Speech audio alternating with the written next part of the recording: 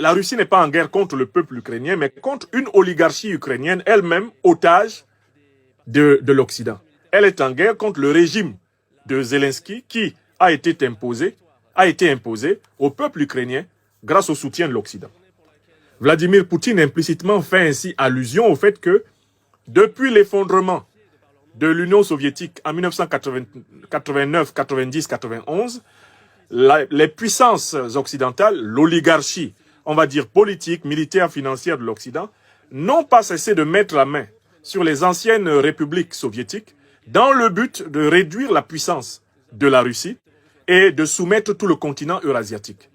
Le pape François est allé dans le même sens lorsqu'il a dit courant 2022 que la guerre qui se déroule aujourd'hui en Ukraine n'est pas simplement la faute de la Russie, qui est coupable de l'invasion de l'Ukraine en février 2022, mais que cette guerre avait ses causes dans le fait que l'alliance de l'OTAN n'avait cessé depuis 1991 d'avancer avec son infrastructure militaire pour venir, je cite le pape François, aboyer aux portes de la Russie.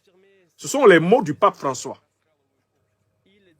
qui incriminent l'alliance de l'OTAN comme étant co-responsable de la guerre qui se déroule aujourd'hui en Russie. Il dit c'est elle qui n'a eu de cesse, contrairement à ses promesses, d'avancer avec ses armes pour venir aboyer, les mots ne sont pas de moi, mais du pape François, aux portes de la Russie. Vladimir Poutine passe à une quatrième idée dans son discours. Il dit que l'oligarchie occidentale avec laquelle la Russie est en guerre ne veut pas accepter la naissance du monde multipolaire, c'est-à-dire un monde dans lequel il n'y aura plus une puissance qui domine toutes les autres, un monde dans lequel le dialogue, le compromis, la négociation, le consensus, le respect mutuel deviendront des règles. Et voilà pourquoi, concluant son discours, eh bien, Vladimir Poutine affirme sa détermination à aller jusqu'au bout du combat nécessaire à la sécurisation de son pays, mais également le combat nécessaire pour un rééquilibrage des rapports internationaux en vue de l'émergence d'une nouvelle coopération internationale entre les nations, ce qu'on appelle la multipolarité. Voilà ce qu'a dit le président Vladimir Poutine en résumé. Et moi, j'ai écouté le discours du président Poutine sur la chaîne française LCI. Il y avait quelques spécialistes parmi eux qui ont pris la parole. François Clémenceau est un journaliste de JDD, basé à Paris. Pour lui, Vladimir Poutine s'installe à nouveau dans le discours de la guerre patriotique. Il considère la guerre russo-ukrainienne actuelle comme la continuité de la guerre patriotique. À son avis, c'est la première limite de ce discours. La deuxième limite, c'est que Vladimir Poutine serait installé dans une pensée binaire qui opposerait le camp du bien au camp du mal. Le camp du bien étant la Russie et ses alliés, le camp du mal étant l'Occident et ses alliés. Alors, ce qui est intéressant ici de constater, c'est que M. Clémenceau ne se rend pas compte que cette logique binaire est exactement celle qui est dictée du côté occidental par l'oligarchie au pouvoir en Occident. En Occident, de la même façon que cela se passe aujourd'hui en Russie, où globalement il y a une pensée qui s'impose à tous et qui est en quelque sorte, on va dire, la pensée dominante ou unique du bloc russe, mais de la même façon en Occident, on essaie de forcer les citoyennes et les citoyens de tous les pays occidentaux à considérer que les Russes sont les ennemis du monde entier. Et on essaye d'imposer à toute la planète de choisir entre soutenir le bloc occidental contre la Russie ou soutenir la Russie contre le bloc occidental. Bref, la logique binaire que M. Clémenceau reproche aux Russes est elle-même la conséquence de la logique binaire que nous constatons en Occident. Qui ne reconnaît pas aujourd'hui qu'il est difficile de critiquer la politique occidentale en Ukraine et même la politique occidentale dans le monde. Persécuté politique en France que je suis témoin du fait qu'on n'a même plus la possibilité en Occident de ne pas penser comme le gouvernement sans être ciblé et recherché pour être puni.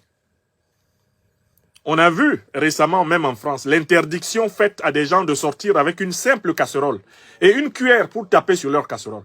Alors, comment des gens qui vivent dans une société où les libertés fondamentales sont en train de s'effondrer, où on traque les intellectuels, et où les violents accusent ceux qui simplement dénoncent la violence d'être plus violents qu'eux. Comment peut-on, tranquillement, vouloir donner des leçons en termes de pensée binaire, alors même qu'on est sur un média qui n'accorde aucune place à la pensée critique? Il y a une dame qui s'appelle Oksana Melnichuk. C'est une politologue ukrainienne et qui est intervenue. Et qui fait la critique suivante au président Poutine et dit les Russes se comportent aujourd'hui comme si l'Union soviétique était la seule qui avait gagné la Deuxième Guerre mondiale. C'est une critique tout à fait légitime. Quand il y a une victoire dans une guerre, chaque puissance essaye de réécrire l'histoire en fonction de ses intérêts, certes. Mais pour l'Africain cultivé, qui regarde l'histoire de la Deuxième Guerre mondiale, il est impossible de concevoir une victoire contre l'Allemagne nazie sans la défaite face à Staline et face à l'Union soviétique. Si on devait réécrire l'histoire de la guerre, la Deuxième Guerre mondiale, il serait impossible de concevoir une victoire face à Hitler sans la défaite face à la Russie. Tous les historiens s'accordent à dire que le reflux de la puissance d'Hitler a eu lieu quand il a eu sa déconvenue. Quand il a eu véritablement, un peu comme Napoléon, un siècle plus tôt, sa Bérésina aux portes de Moscou. Donc, certes, l'Union soviétique n'est pas la seule à avoir gagné la Seconde Guerre mondiale. Mais sans l'Union soviétique, la Seconde Guerre mondiale contre Hitler et Mussolini et leurs alliés de l'Axe n'aurait pas été gagnée. Incontestablement, même pour la libération de la France, de la présence nazie, les troupes soviétiques ont joué un plus grand rôle que les troupes non soviétiques auraient joué pour libérer la Russie. Voilà ce que je sais sur la base de mes lectures de l'histoire de cette guerre. Le journaliste Darius Rochebin était également là. Et il se souvenait d'avoir interviewé Vladimir Poutine en 2015 à Saint-Pétersbourg. Il dit que depuis 2015, date de cette interview, il se souvient que Poutine a toujours été remonté contre l'Occident. Et que le ton de guerre, qu'il avait aujourd'hui, et qui consiste à penser que les peuples occidentaux ont perdu la mémoire d'eux-mêmes, ont perdu la conscience d'eux-mêmes, puisqu'ils s'accommodent, de nouveau on l'a vu en Ukraine, d'un certain nombre de groupes néo-nazis, et que tout cela, en fait, pour lui, Darius Rochebin, prouve que Poutine essaye d'entrer en connexion avec les mouvements souverainistes européens pour fragiliser l'oligarchie occidentale à laquelle il fait face. Alors, peut-être qu'il faut rappeler, et cela Darius Rochebin ne le dit pas, que la Russie voulait adhérer à l'OTAN et que les Occidentaux ont refusé.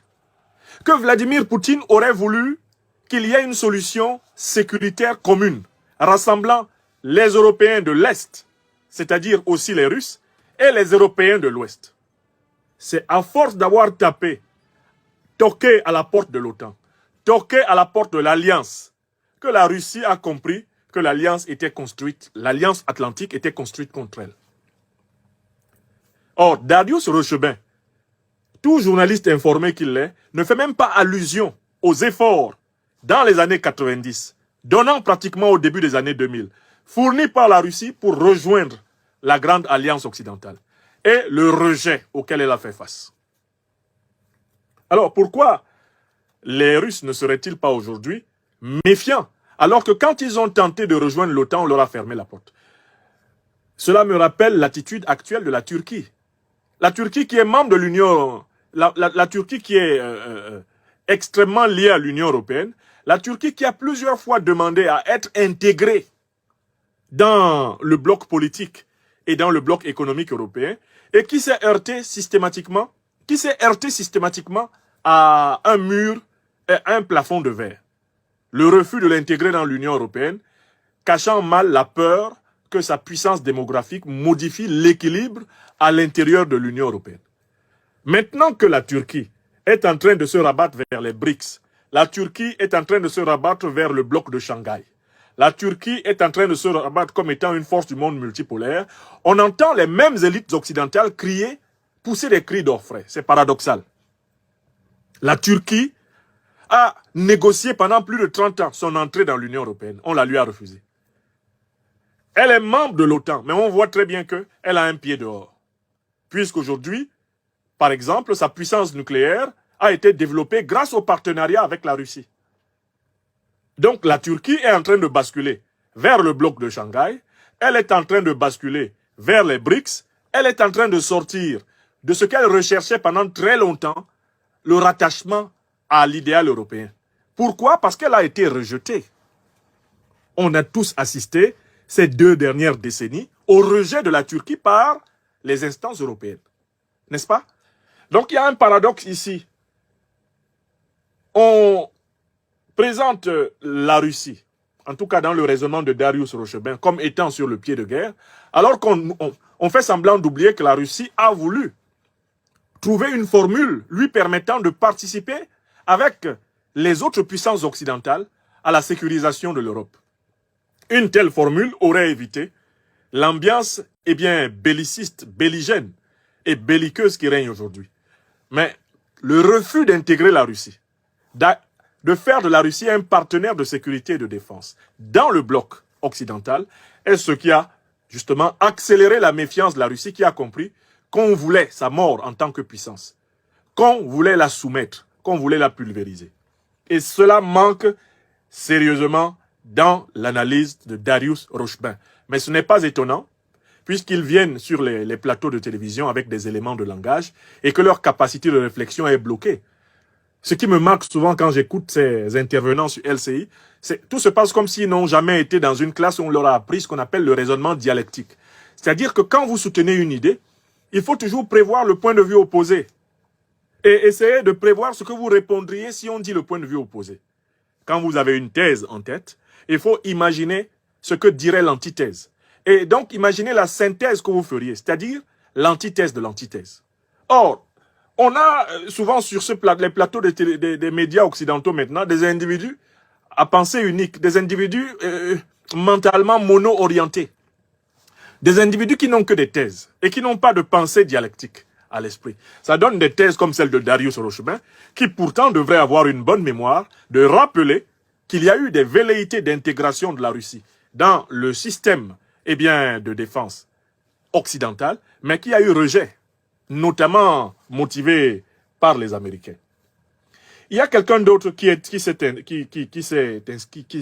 s'est exprimé à l'occasion de l'émission et qui m'a plutôt marqué, c'est le vice-amiral Michel Olhagare.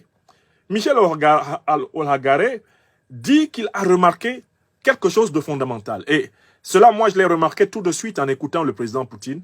C'est que l'allocution du président Vladimir Poutine est basée sur une distinction entre les peuples européens et l'oligarchie qui dirige l'Europe.